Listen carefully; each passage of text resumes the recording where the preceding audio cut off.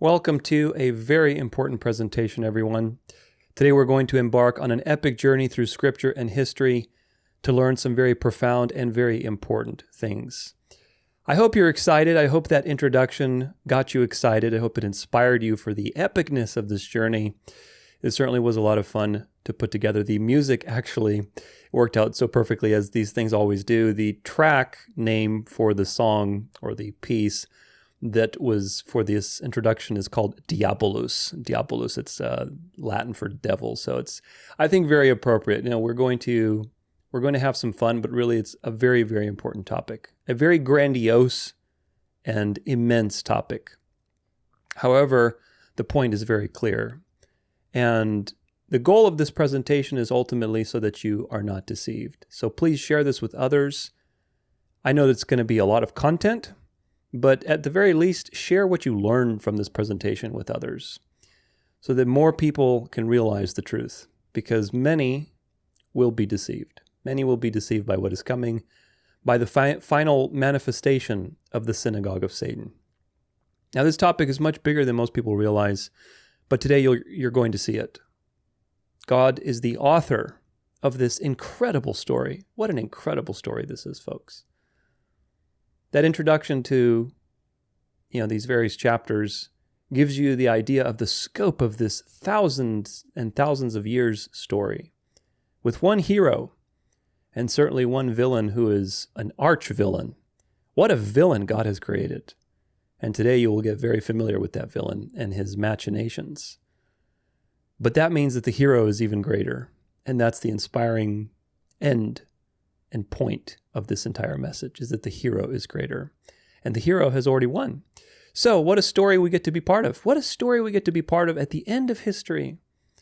To be able to reconcile all of these things, all the prophecies, all of history, all the things that have happened, to have information at our fingertips and to put one and one together and to see all these movements through time.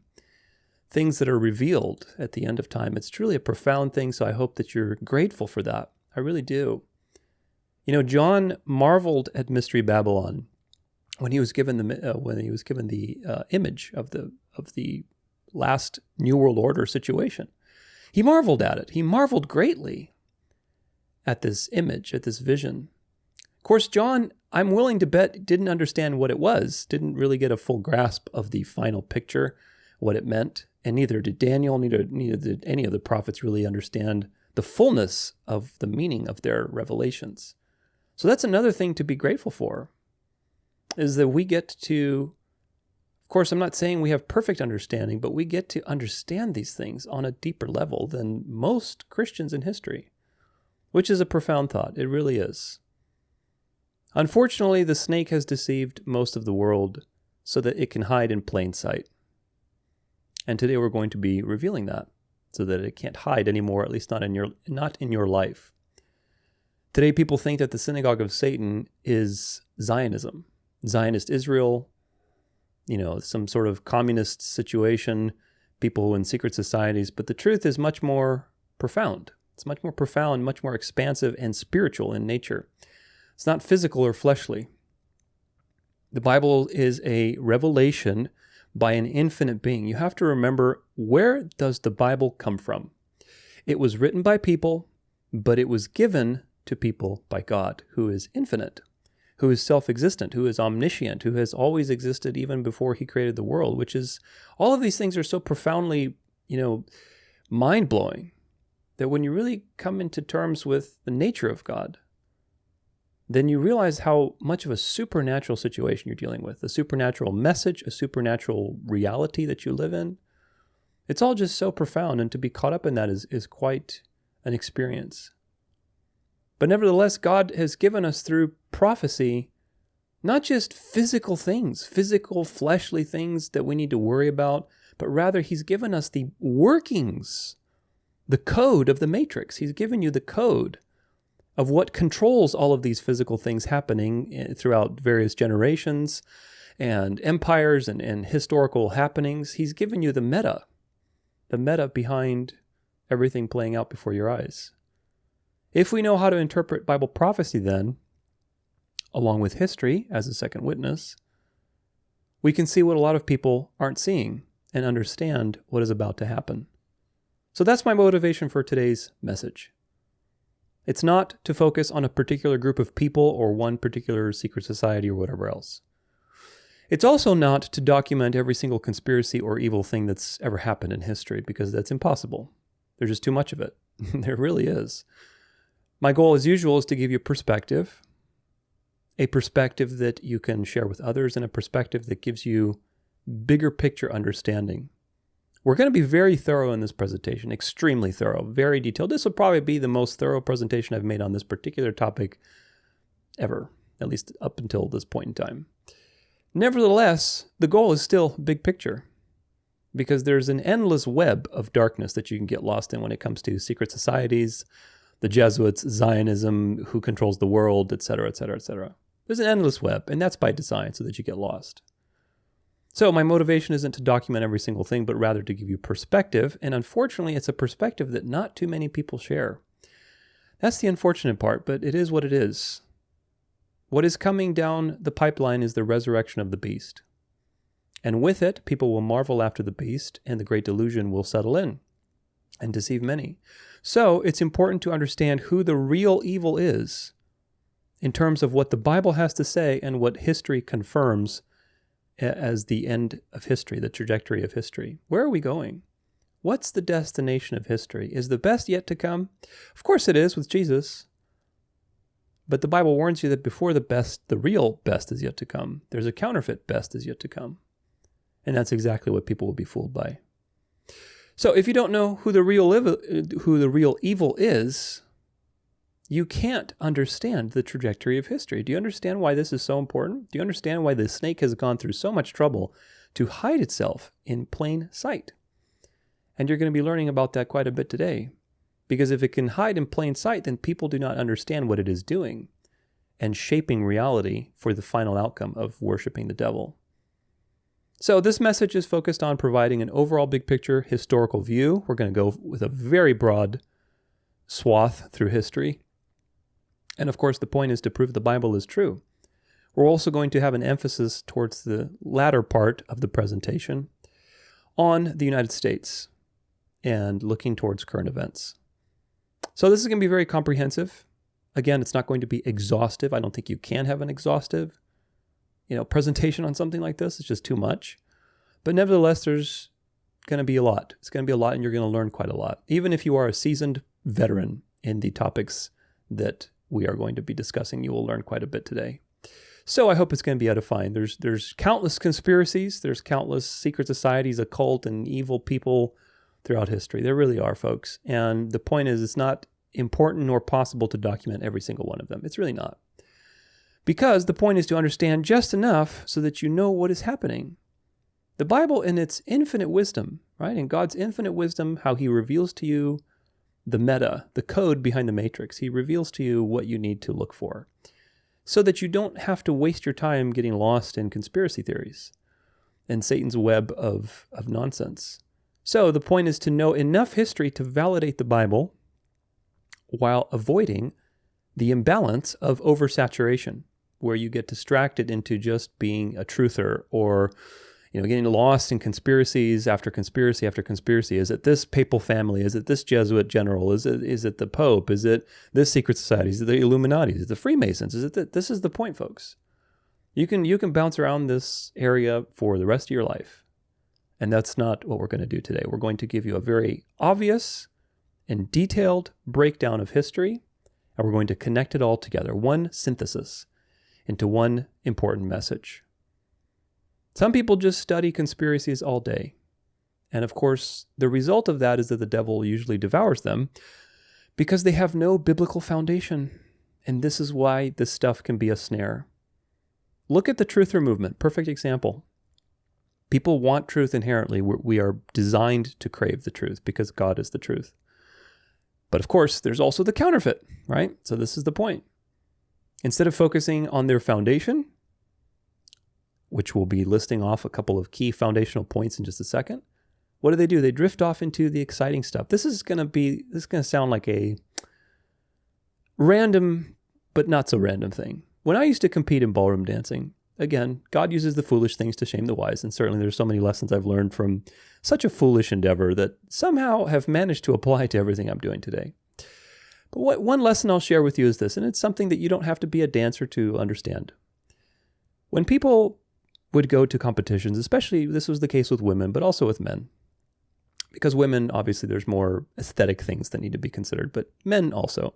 It's a very vain sport. So everybody's wearing rhinestones. So the point is that, especially with women, they would always get worried about, well, what does my dress look like? How many rhinestones do I have?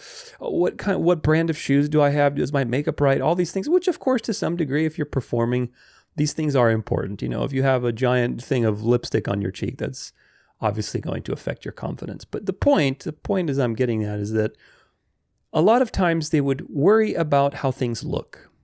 They would worry about how things look. Oh, am I posing right? Am I doing this and that? When really, when you actually watch them move, their technique wasn't very good. They weren't very confident.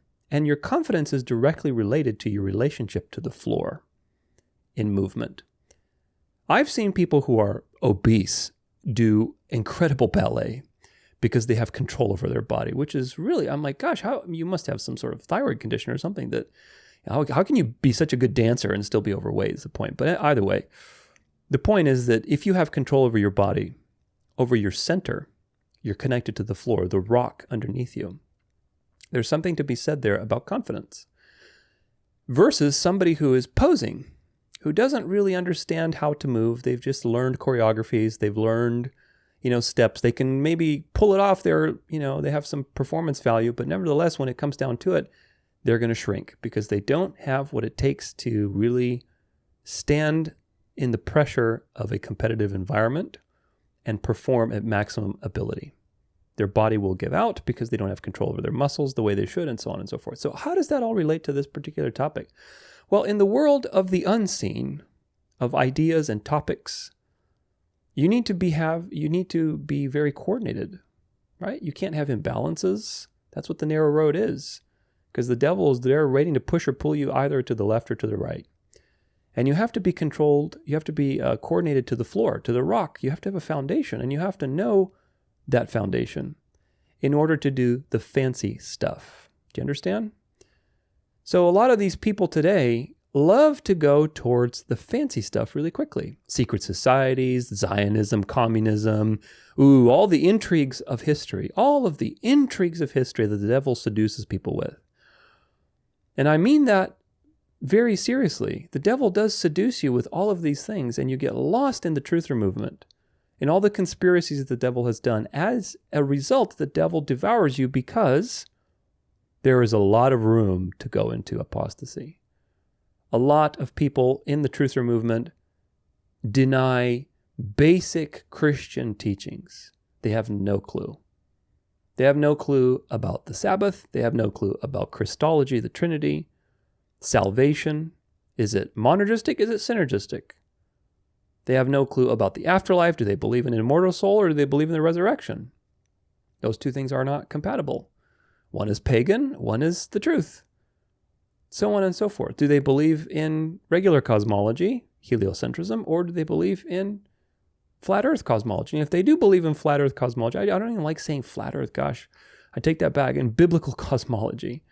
Because what I wanted to say is that they usually believe in flat earth cosmology. If they believe in a flat plane, they believe in flat earth, which is not true. It's a controlled opposition. And I talk about that in my cosmology series. But the point is that this is the way the devil gets you. Conspiracies are the seasoning, right? It's the spices, the salt and pepper, the sauce. It's not the meat and potatoes. It's not the meat and the bread. The major teachings of Christianity are the meat and the bread that you need to solidify yourself in, because the deceptions that are done and creating counterfeits of these teachings are what is bringing the world together. Synergism is the foundation of all of the deceptions right now. Climate change, voting, Sunday legislation, Christian nationalism, NAR, that is all synergistic. And if you espouse synergism and free will salvation and all of these pagan ideas, really, the devil's going to work his way into your mind with one of those deceptions, at least. Heliocentrism, immortality of the soul, Sunday sacredness tradition, So many things are all wrapped up together. And if you don't have a solid foundation in these core Christian teachings, it doesn't matter how many conspiracies you know about the Jesuits or Zionists, Israel, or whatever else. It doesn't matter. It really doesn't. The devil doesn't care that you know about the Jesuits. Do you get it? The devil cares whether you know Christ or not. So go ahead, go study all the evil I did in history. Study all those secret societies. Yeah, then you get lost in Unitarianism or the New Age or whatever other deception there is, Gnosticism. It's all waiting for you in the truther movement, folks. So this is the thing. Nobody wants to learn these things. Like typology is another one. How to study the Bible, hermeneutics, systematic theology. I have several videos on how to study the Bible. The KJV only PSYOP, the Masoretic PSYOP, how to be a Berean. All three of those will teach you how to study the Bible with great discernment. A lot of important tools there, but people don't like to do that stuff. You know, back to my dance metaphor, people don't like to sit in the studio and practice their foot exercises and to move their feet and to point their feet and to make sure they can delineate movements within their feet and be very specific and train the muscles that are really tiny in the feet. People don't like to do that. That's boring. Show me the pizzazz. Let me roll my shoulders. Let me, shimmy. Let me put a nice dress on. All that stuff is useless if you don't understand how to control your feet, how to control your body. So the same is with everything else. In this particular realm, if you don't understand the basic teachings of Christianity, the foundation that you have to have your beliefs on, then one way or another, the devil will use all of this darkness that we're covering today to drift you into a deception. So you have to focus on the foundation and build that foundation rightly. As of this particular message, because it's much longer than an episode, but message. As of this message, I have all of these topics covered except for salvation. I still have a salvation series I want to do in 2025. It's going to be very comprehensive. But I've talked about a lot of monergistic things. There's a lot of articles I've written. There's things you can listen to. There's a lot on that perspective. Nevertheless, there still is a study on it. But everything else, the Sabbath, cosmology, ecclesiology, the church, Christology, the Trinity, the afterlife, the end times, all of these things are covered in my library. Please go edify yourself. What we're going to be covering today is so important, but it's not as important as those things because those are your foundation that you can use to interpret everything else. Otherwise, the devil might get a little hook in your mind, and we don't want that. Now, I've talked about the Jesuits in the Catholic Church in practically all my videos, in some way, form, or fashion. And I continue to talk about the coming false light system that the world is being ensnared by. I have hundreds of hours of content in all of my playlists. For example, the End Time series, the Great Delusion series, the Dark to Light playlist, the Christian Nationalist playlist, the Zionism playlist, my ongoing Venerable Day of the Sun End Times news coverage. If you've watched any of these videos, then you have a better idea than most people of what's going on and what will happen. And I'm going to continue exposing these things as much as I possibly can. However, my goal in everything that I do, including this particular message, is to always give you a foundation. It's not to dazzle you. As you can tell, my videos are very straightforward. I don't have any crazy production effects. I like to just keep it simple. I don't have any sponsors. I don't like to interrupt people's time. Of course, YouTube has ads, and if I don't monetize, then they are going to monetize it for me, so that's the last thing that I want. Either way, the point is I'd like to keep it simple because I'm very focused on giving you a foundation so that you are not deceived. Everything I discuss is about bringing it back to the foundation. And also, very important, my desire is that you have a foundation so that you can take a leadership role in the circle that you exist. I believe that God has given all of us a calling in different ways, obviously. But if you are alive in this particular day and age where everything is being revealed and it's all coming undone, and you are aware of all these things, God has not given you life and knowledge to sit on your hands, but rather to take a leadership role and to help be part of God drawing people out of Babylon. This is the great story, folks. And God will be successful regardless of what you do. But the point is that you get to be part of that. So don't sit on your hands. Do something with this information.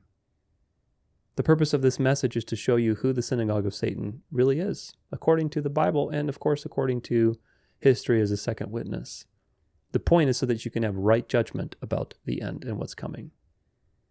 My goal isn't to cover every single thing that the Jesuits or the Jews or secret societies have done in history. We'll cover quite a bit of it. But my goal is to show you that Mystery Babylon is the mother of abominations and harlots, just like the Bible says. And that she will be resurrected at the end of time as a counterfeit bride of Christ. Nevertheless, this whole message is going to be very detailed and comprehensive. If you want the resources and references to this particular presentation, they're going to be in a giant PDF with the presentation notes in the folder for the library, where you can also download some of the PDFs that we'll be using in this particular thing, like old ancient papal decrees and things like that. I'll put all of that stuff in the resources folder for the Synagogue of Satan in the library. And of course, if you are a member, you can download all those things, including the videos to this presentation, and have them in your own hard drive. If you want further study on these particular topics, there are many, many sources, of course, that we're going to be using, some of them, and I also recommend them. And I'll put these in the references at the very top of the references. You'll go through them and you'll see them there. I'm just going to list them off really quick. Rulers of Evil by Tupper Saucy, Secret History of the Jesuits by Edmund Paris, Hitler's Pope by John Cornwell, The Jesuits, the Society of Jesus and the Betrayal of the Roman Catholic Church by Malachi Martin, Jack Chick, he has a set of comics with Alberto Rivera. There's some authors like Giovanni Cerrucci, James Japan. Clear and Present Evil is a documentary. I forget who put it on, but it's a 3.5 hour documentary you can look up. It's on Jesuit history, especially in America and their involvement in the USA. Walter Veith, Matthew Shanchi, and Little Light Studios. These are very good sources as well, but they're Seventh-day Adventists. So just use discernment with everybody, obviously. Everything I've just recommended is good on this particular topic, but eat the meat, spit out the bones. They all have something to offer, in my opinion. So either way, these that I just listed are just the tip of the iceberg of people who know these things, who do a lot of research on these things. There's so many people that have exposed the things we're going to be exposing today. So, of course, if you want more, then go check that out. So, most people are deceived about the end times, the identity of the beast, the mark of the beast, which, of course, all of these things are what the Bible warns you of. And we have to know what these things are very clearly, otherwise we will be deceived as well. Today is going to be ample proof for you on all of those things. And it's also my goal to help you move beyond the Zionist paradigm, the Jewish paradigm that people have in their mind when they read Synagogue of Satan in Revelation 2:9 and Revelation 3:9. This is an important step for most people because they've been deceived by either dispensationalism, which is first stage Jewish-focused end times views, Christian Zionism, all about the Jews, so on and so forth, or by religious nationalism, Catholicism, NAR, MAGA, Trumper, whatever. All of these things where they have a perspective that the Jews need to be converted eventually. Either way, the point is that both of these groups you need to escape from because they're deceptions. Today, the state of Israel and Zionism are getting exposed because it's time for them to come to the end. Time to come for them to come to an end. Every lie has an expiration date. And if you understand that the truth is eternal, but lies are continually dying, then the devil has to constantly repackage something and transfer it over here and transform it there. That's why there's nothing new under the sun, because there's only the truth, and then there are just lies that keep repeating themselves. So right now we're seeing a very interesting thing in history because Zionism is coming to an end. 10 years ago even, the thought of saying anything about the state of Israel on public TV or, in just mainstream was unheard of. Now suddenly everybody's questioning the state of Israel, and we're coming back to some interesting threads in history where people are seeing the Zionist power structure. Of course, it's been there for a while, and the Zionists aren't the ultimate power structure, but the point is that people are starting to see these things, and that is by design. Zionism is self-destructing because the Jews will need to be converted. It is necessary for the beast to convert the Jews so that there is no more legal precedent for the Sabbath-keeping community to have an excuse. Once the Jews are converted, then you as a Sabbath-keeping Christian, as a narrow road Fennec fox-keeping Christian, you will have a legal precedent. Of course, it's not actually legal because the devil has no way to accuse you before God, but he's going to create a counterfeit system to accuse you so that he can murder you. And that's the point. That is what the devil wants. But there needs to be a lot of things that happen to be able to create that as a legal way to do it. And of course, the Jews are kind of the final bastion that need to be conquered. And they will be. I discussed this quite a bit in all my videos that I mentioned to you. So what you are going to see is more animosity against the Jews and Zionism going forward.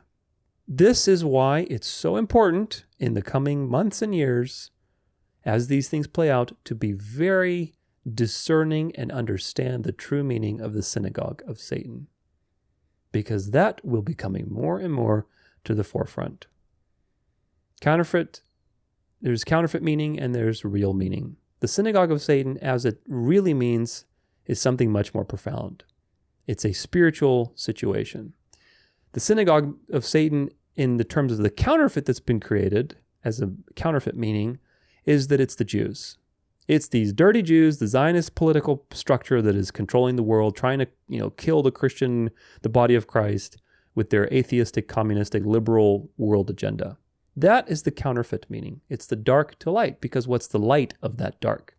The light of that dark is we need to Christianize the world. We need to take over again. We need to get back to Christendom and so on and so forth. So that is the counterfeit meaning. And that counterfeit meaning will come out more and more into the world as the Talmud is exposed, as dispensationalism is self-destructed, as Zionism is exposed, and so on with all these dialectics.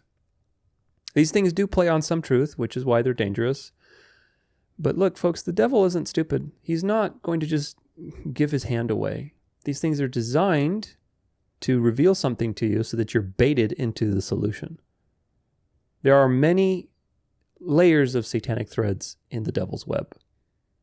The Bible makes it very simple in Revelation 13, verse 2.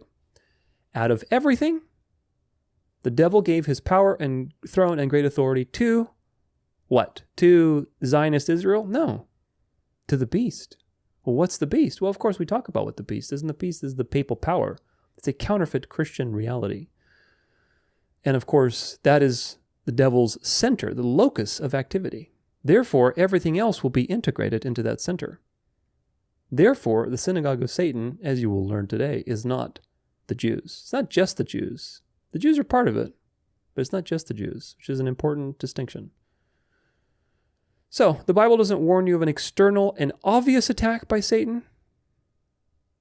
It warns you of an internal and subtle attack. Boy, that Pope is super subtle, isn't he? He's the center of false light in the world. Everybody loves the Pope. And yet he is the vicar of Satan on earth. Profound, isn't it? The counterfeit interpretation of the Synagogue of Satan is designed to bait you into Jewish hatred so that you embrace religion. You embrace the idea that the Catholic Church had it right all along. Look at all those dirty Jews trying to kill Christians. It's very important that you understand, we'll talk more about these as we go, but it's very important that you understand that the center of Bible prophecy is not the Jews. God got done with the Jews in 34 AD. After Stephen was stoned, that fulfilled the 490-year prophecy. That's it. They served their purpose, to bring about the Messiah, to reject the Messiah, so there's a legal precedent for the gospel to go out, and that's it. There are Jews that are going to be part of the spiritual Israel, but the Jews are done. Now we're in the church age. The church is the center of Bible prophecy, which may be a stumbling block for many. Just that bit, just to get over that hump, is a stumbling block, unfortunately. But again, if you study these things, it's very clear the New Testament talks about a spiritual temple, not a physical one. Spiritual chosen people, not a fleshly chosen people. Counterfeit leader in place of Christ at the end, like the man of sin. Persecution of true believers. Counterfeit Christian New World Order. The degradation of the church through the 7 churches prophecy, which we'll look at a little bit. All of these things I talk about in my End Time series quite a bit. Very in-depth. So make sure you check it out if you need edification there. But the point is, Christ's warning about the Synagogue of Satan in Revelation is not about Zionism or the Jews or actual fleshly Jews. It's something much more important. The enemy uses people's poor judgment, poor hermeneutics, poor foundation, low-hanging fruit, All of these things to bait you with hatred and distraction and, oh, look, the Jews are so obviously Antichrist. They must be the Antichrist power. No, the devil is not obvious, folks. The devil is the most subtle creature that God has ever made. And you will learn today on the adventure that we're about to take just how subtle and conniving and strategic the devil really is. I hope that you will realize that today so that you aren't baited into the foolishness that most people are baited into in thinking that the devil is just this stupid, red-horned, hoofed, fiery pitchfork, liberal, obviously evil demon flying around and revealing himself to be obviously evil. Most people believe that that's like the evil that we need to worry about. Transsexuals doing story time with your kids. That's not the evil, folks. Yeah, that's evil, but come on now. They have their lot in the lake of fire if they don't repent. The true evil is the one that comes to you rescuing you from those things and seems reasonable and smart and clean cut. That's the true evil. The devil appears as an angel of light. And so many people don't get that. They really don't, which is just so sad. So sad to me. But this is the point. The real counterfeit is the papal power. The vicar, the one who says he's the vicar of the Son of God, who's actually the vicar of Satan. Satan's God King on earth. But you see, because Satan is the counterfeit, he always needs a fake counterfeit. Do you understand? This is the strategy, and it's another important thing to understand from all of this. There's always a fake counterfeit and a real counterfeit. What does that mean? Well, the devil is the counterfeit.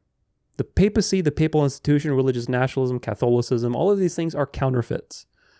However, in order for them to be seen as the solution, as the real thing, there needs to be a fake opponent that needs to be raised up. And the Catholic Church figured this out several hundred years ago with the French Revolution. That's why the two-party system exists. And we're going to be getting into that today with communism and how that was created and for what purpose. Because communism, atheism, leftism, all of these things are the fake devil, the fake counterfeit. The evil that's supposed to seem like that's the real evil that the other one is coming to rescue you from. Do you understand? The devil rose up a counterfeit devil that he can then go destroy and seem like he's Jesus Christ coming to save you. That's the point. And most people are sucked into the counterfeit of the counterfeit. They don't realize the real counterfeit, if I'm making sense. Again, another example is this whole dark globalist New World Order, WEF, the United Nations, so on. That's not the real enemy, folks. That's not the real enemy. The real enemy is what's coming right now with Trump and MAGA and Christian nationalism and religion, and people are swinging back to the right and fanaticism and going back to good old-fashioned values and putting Bibles in schools and 10 Commandments and Sunday laws. This is the real problem that the Bible warns you of. It doesn't warn you about an atheistic government at the end. So you have to understand that all of these things are part of the dialectical schemes of the devil. In the same way that the Jesuits invented communism as an opposition to make the Catholic Church look good and reasonable. Imagine what would it take if you're sitting there, if you're put your mind into the dark labs of these people, and you think, okay, what's it going to take to make submitting to the papal power, like people did in the medieval ages, to make that seem like a good thing? What will it take for people to embrace that kind of system again of their own accord? Now, that's insanity. So imagine what it takes to gaslight you into thinking that insanity is actually salvation. Do you understand? And from that discussion emerged the idea of communism.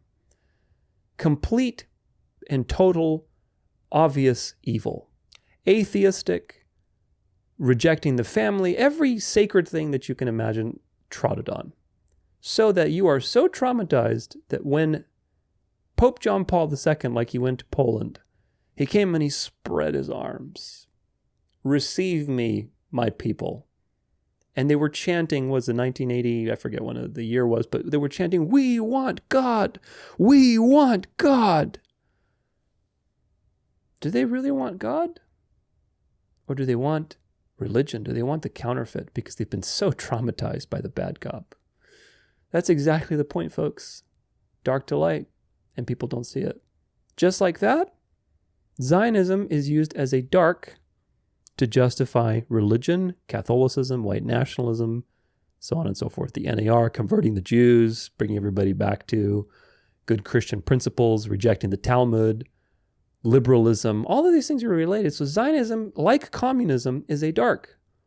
It's very dark, absolutely. It's very dark, but it's not the final enemy. It's not the final boss. You're not there yet. The final boss is full of false light. So don't be deceived. The reformers saw the truth about who the Synagogue of Satan was, and they have much to say about it. So let's review what they said. This is from Historic Documents, Semper Reformanda. Various quotes on who is the Antichrist. I love this drawing. I forget who did this drawing, but it's a Reformation drawing. It's got the Pope here with his staff, and he's got he's the beast, basically. You can see the beast here. He's got this, beast-looking face, and they identified the beast. So this is what it is. Leo says, Leo Papas Antichristus. So, of course, people have drifted quite a lot from that in the last, 400, 500 years, and this is what we need to go back to. We need to go back to the truth of exposing the beast. Nicholas von Amsdorf. He, the Antichrist, will be revealed and come to naught before the last day, so that every man shall comprehend and recognize the Pope is the real true Antichrist and not the vicar of Christ. Therefore, those who consider the Pope and his bishops as Christian shepherds and bishops are deeply in error. But even more are those who believe in the Turk, Islam, as the Antichrist, i.e. dispensationalists. Because the Turk, Islam, rules outside of the church and does not sit in the holy place, nor does he seek to bear the name of Christ, but is an open antagonist of Christ and his church. He's obviously evil, folks, not subtly evil. This does not need to be revealed, but it is clear and evident because he persecutes Christians openly and not as the Pope does, secretly under the form of godliness. Do you think that some of these reformers understood the whole dark to light thing? Maybe not as articulate, but they understood that Antichrist has two meanings, obviously against Christ and in place of Christ. Martin Luther, nothing else than the kingdom of Babylon and the very Antichrist. For who is the man of sin and the son of perdition, but he who is by his teaching and his ordinances increases the sin and perdition of souls in the church, while he yet sits in the church as if he were God. All these conditions have now for many ages been fulfilled by the papal tyranny. Flacius. All these people were in the 1500s, 1600s. The sixth and the last reason for our separation from the Pope and his followers be this. By many writings of our church, by the divinely inspired word, by prophecies concerning the future, and by the special characteristics of the papacy, it has been profusely and thoroughly proved that the Pope with his prelates and clergy is the real, true, great Antichrist, that his kingdom is the real Babylon, a never-ceasing fountain and a mother of abominable idolatry. Georg Nigrinus. The Jesuits claim to be sorely offended and have taken my declarations as an insult and blasphemy in branding the papacy as the Antichrist, of which Daniel, Paul, Peter, John, and even Christ prophesied. But this is as true as it is that Jesus is the Messiah, and I am prepared to show it even by their own definition of the word Antichrist. Good stuff. This next one is from John Calvin. This Jesuit further contends that the papacy cannot be the Antichrist because the papacy has lasted for centuries, but that the Antichrist is supposed to reign only for 3.5 years. Notice, really quick pause, that the Jesuits immediately, one of the first orders of business, this was in the 1500s, one of the first orders of business was to go, no. It's not day for year, it's literal days, therefore it can't be the Pope. This was already happening in their time. But no one doubts today that Daniel spoke of year days, not literal days. The prophetic time periods of 42 months, 260 days, 1, 2, 2.5 times are prophetic, and according to Ezekiel 4, a day must be taken for a year. True. Though it be admitted, this is John Knox, though it be admitted that Rome was once the mother of all churches, yet from the time when it began to be the seat of the Antichrist, it has ceased to be what it was before. Some persons think us too severe and censorious when we call the Roman pontiff Antichrist. But those who are of this opinion do not consider that they bring the same charge of presumption against Paul himself, after whom we speak and whose language we adopt. I shall briefly show that Paul's words in 2 Thessalonians 2, the man of sin, are not capable of any other interpretation than that which applies to them, to the papacy. Absolutely. Thomas Cranmer. To speak in plain words, lest that we submit ourselves to Satan, thinking that we submit ourselves to Christ. For as for your Roman Kirk, as it is now corrupted, and the authority thereof, whereon stands the hope of our victory, I no more doubt but that it is the synagogue of Satan, and the head thereof, called the Pope, to be that man of sin of whom the apostle speaks. This is Roger Williams. Whereof it followeth that Rome be the seat of the Antichrist, and the Pope to be very Antichrist himself, I could prove the same by many scriptures, old writers, and strong reasons.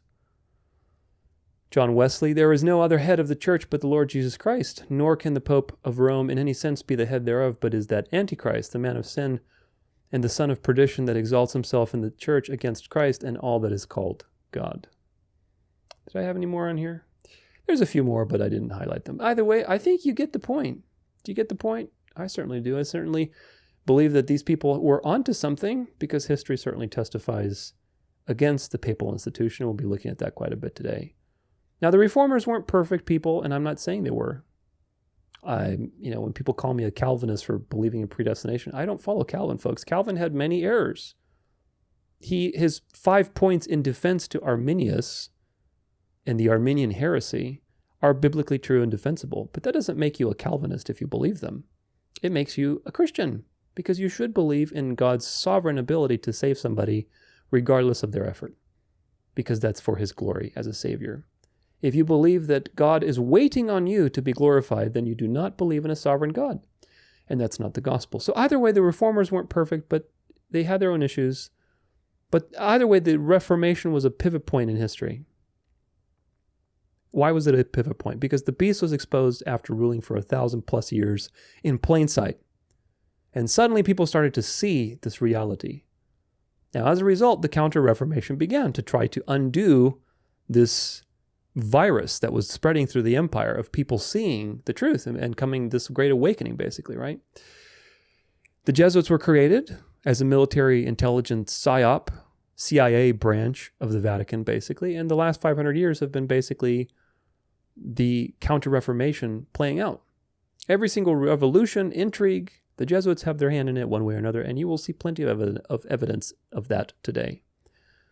The Synagogue of Satan, however, is not the Jesuits, or just the Jesuits. It's much more profound and meaningful. And again, we're talking about spiritual things that are behind the physical things that you see. That's what I'm hoping to impart upon you today. God is not limited by physical things. God reveals to you timeless truths, eternal spiritual threads that are behind all of the happenings of history, so that you can recognize the patterns and then have your thumb on history, so that you aren't obsessed over specific things that happen, but you have an idea, a concept, a foundation of what is driving history to happen in the first place, so that you can interpret correctly. That's the key. And my goal is to show you those workings today. So before we really dive into this, I know that was quite the introduction, but it was an important introduction because we really have to think big. That's how we want to start this. Think big. You have to expand your thinking. The Synagogue of Satan is much bigger and more profound than most people realize. Now, make sure you hit that subscribe button, share, comment, tell your friends, educate your friends. And if you want to support me, you can do so on my website. I don't ever plan on having sponsorships or gimmicky products to offer you. Of course, if you want to support me, the best way to do it is on the website. I have a membership that you can join. You don't have to be a member to be part of the website and enjoy the content there. It's ad-free. But if you do want to support me, you get a lot of different perks, and it's only $5 a month or $50 a year, and you can have a ton of stuff there, a lot of membership perks. It helps me do what I do, folks, and again, it helps me avoid having to have cheesy interruptions or sponsorships or things that I just don't want to do. I really don't. Again, I monetize my videos on YouTube because, yeah, I would like to get some compensation for what I do. And on top of the fact that I know that YouTube will monetize my stuff anyway for their own selves, which I can't stand the idea of people watching ads and on something that's not monetized. That's just really frustrating to me. So either way, it helps me do what I do. I appreciate all of you who have helped me and contributed to my efforts so that I can spend the time to really edify you and give you this great information. Again, the references will be available in the PDF of the presentation notes in the resources folder of the Synagogue of Satan study. So now that we've established some very important context, it's time to build a biblical foundation for the journey to come. Onward to part 1, biblical foundation.